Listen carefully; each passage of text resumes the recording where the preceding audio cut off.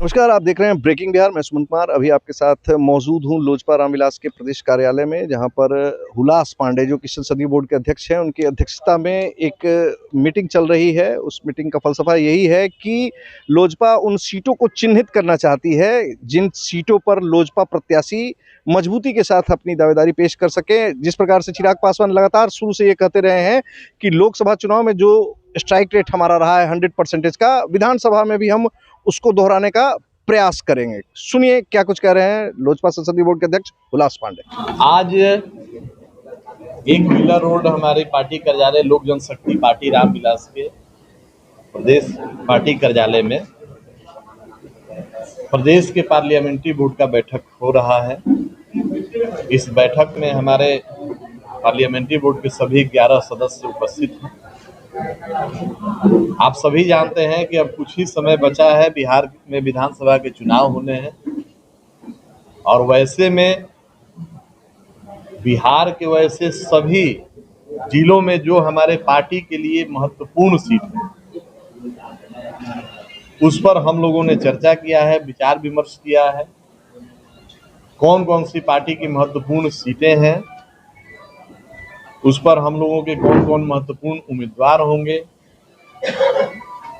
इन सभी विषयों को हम लोग सूचीबद्ध करके और केंद्रीय पार्लियामेंट्री बोर्ड को भेजेंगे। और हमको लगता है कि बहुत जल्द ही इस पर केंद्रीय पार्लियामेंट्री बोर्ड निर्णय करेगा और हमारे पार्टी के उम्मीदवार तय किए जाएंगे। बाकी आप लोगों का अगर कोई प्रश्न हो तो आप सब बताइए। कितनी सीटों को किया जा रहा है? देखिए, सीटों की संख्या मर्यादा है हमारे गठबंधन का, इसलिए अभी हम प्रेस से क्षमा चाहेंगे कि अब कुछ दिनों का बात है। तो सीटों की संख्या पर जो कि एनडीए के सभी घटक दल के वरिष्ठ नेता आपस में बैठ के संख्या तय करेंगे, कौन सी पार्टी कितने सीटों पर लड़ेगी।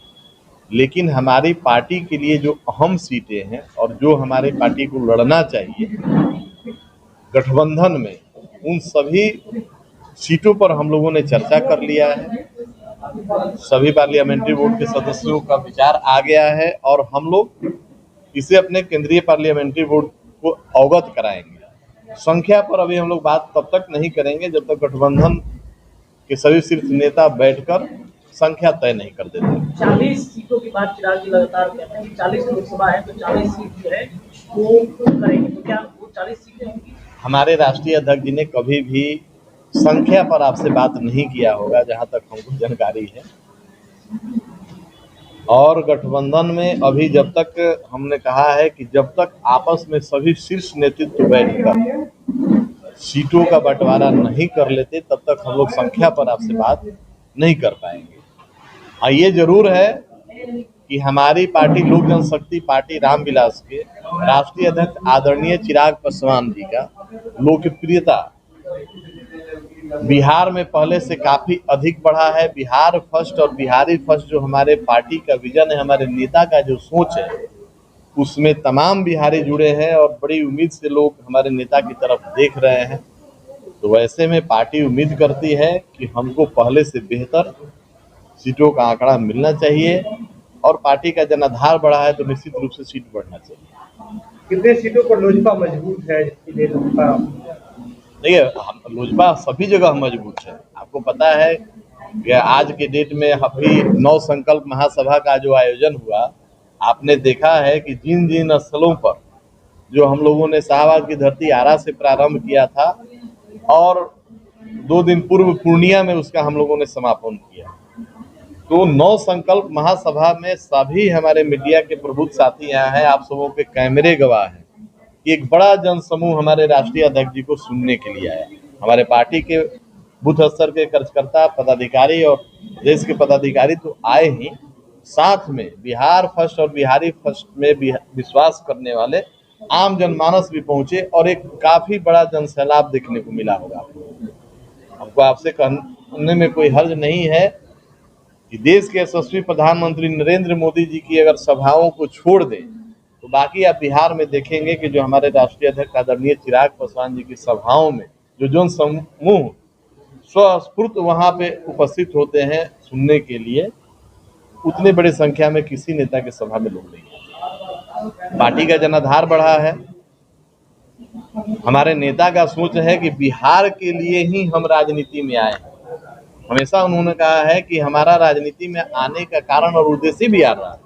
बिहार को फर्स्ट बनाना और बिहारियों को फर्स्ट बनाना हमारा लक्ष्य और उद्देश्य है।